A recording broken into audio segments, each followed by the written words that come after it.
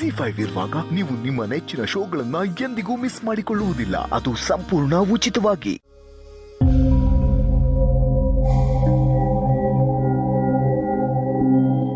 ಏನ್ ಸಮರ್ಥ್, ಏನ್ ಯೋಚನೆ ಮಾಡ್ತಿದ್ಯಾ? ಸರ್, ನಂಗೊಂದು ಅನುಮಾನ. ಹೇಳು. ಮೇಡಮ್ ಮದುವೆ ಮನೆಯಿಂದ ಅವರಾಗೆ ಹೋಗಿರಲ್ಲ, ಯಾರೋ ಹೆದರಿಸಿದ್ದಾರೆ.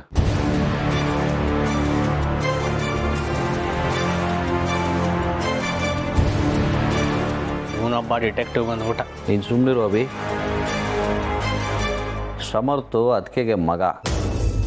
ನಮ್ಗೆಲ್ರಿಗೂ ಗೊತ್ತಾಗದೇ ಇರೋದು ಅವನಿಗೇನೋ ಗೊತ್ತಾಗ್ತಿರುತ್ತೆ.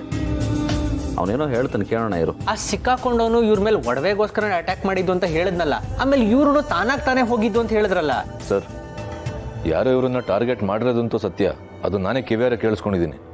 ಅಂದಮೇಲೆ ಇದೆಲ್ಲ ಟಾರ್ಗೆಟಿನ ಭಾಗ ಯಾಕಾಗಿರ್ಬಾರ್ದು?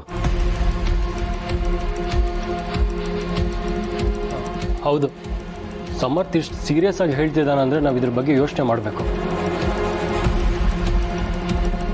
ನಿನ್ನೆ ರಾತ್ರಿ ಛತ್ರದಲ್ಲಿ ಇವ್ರನ್ನ ಟಾರ್ಗೆಟ್ ಮಾಡೋ ಬಗ್ಗೆ ಮಾತಾಡಿದ್ದು ಯಾರು ಅನ್ನೋದನ್ನ ನಾವು ಕಂಡು ಹಿಡಿಲೇಬೇಕು.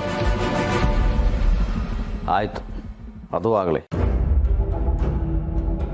ಸಮರ್ಥ, ನಾನು ಮದುವೆಗೆ ಯಾರ್ಯಾರು ಬಂದಿದ್ರು ಅವರು ಎಲ್ರಿಗೂ ಕಾಲ್ ಮಾಡಿ ಅವರ ಧ್ವನಿನ ಕೇಳಿಸ್ತೀನಿ. ನೀನು ಯಾರು ಅದು ಅಂತ ಹೇಳ್ತೀಯಾ? ಆಯಿತು ಸರ್, ಖಂಡಿತ ಟ್ರೈ ಮಾಡ್ತೀನಿ.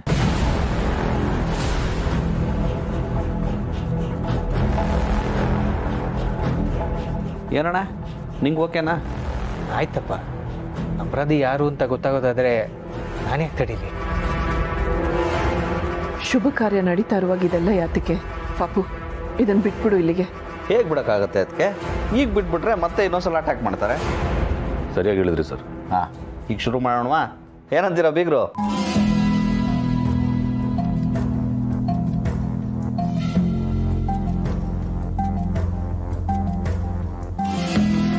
ನೋಡಿ, ಈಗ ತಾನೇ ಮನೆಗೆ ಲಕ್ಷ್ಮಿ ಬಂದಿದ್ದಾಳೆ. ನಾವು ಶಾಸ್ತ್ರನೆಲ್ಲ ಮುಗಿಸೋದು ಬಿಟ್ಟು ಇದನ್ನೆಲ್ಲ ಮಾಡ್ತಾ ಕೂತ್ರೆ ಹೇಗೆ ರೀ?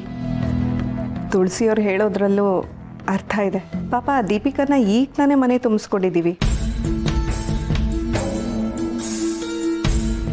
ಇದನ್ನೆಲ್ಲ ಮಾಡ್ತಿದ್ರೆ ತಾನಿ ಮನೆಗೆ ಸೊಸೆಯಾಗಿ ಬಂದಿರೋ ಸಂಭ್ರಮನೂ ಎಂಜಾಯ್ ಮಾಡೋಕ್ಕಾಗಲ್ಲ ರೀ.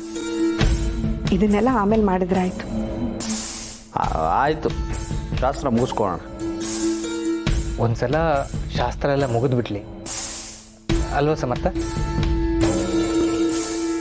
ಆಮೇಲೆ ಈಗೇನು ಶಾಸ್ತ್ರ ಅಂತ ಹೇಳಿದಾರಲ್ಲ, ಅದು ಎಷ್ಟು ಗಂಟೆಗೆ ಅಂತ ಕೇಳಿದ್ಯಾ ಜನ?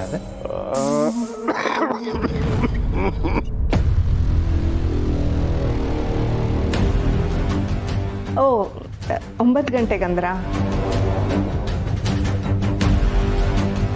ಹೇ, ಏನಾಯ್ತು ನಿಮಗೆ? ನೀರು ತರಲಾ? ಪುರೋಹಿತರು ಹೇಳಿದ್ದು ಅಷ್ಟೇ ಅಲ್ವಾ? ಅದು ಬಿಟ್ಟು ನಿಮ್ಮ ಕಡೆ ಏನಾದರೂ ಶಾಸ್ತ್ರ ಇದೆಯಾ? ಇಲ್ಲ ಬೀಗ್ರೆ, ಅವ್ರು ಹೇಳಿರೋದಷ್ಟೇ. ಸರ್, ನಾನು ಬರ್ತೀನಿ.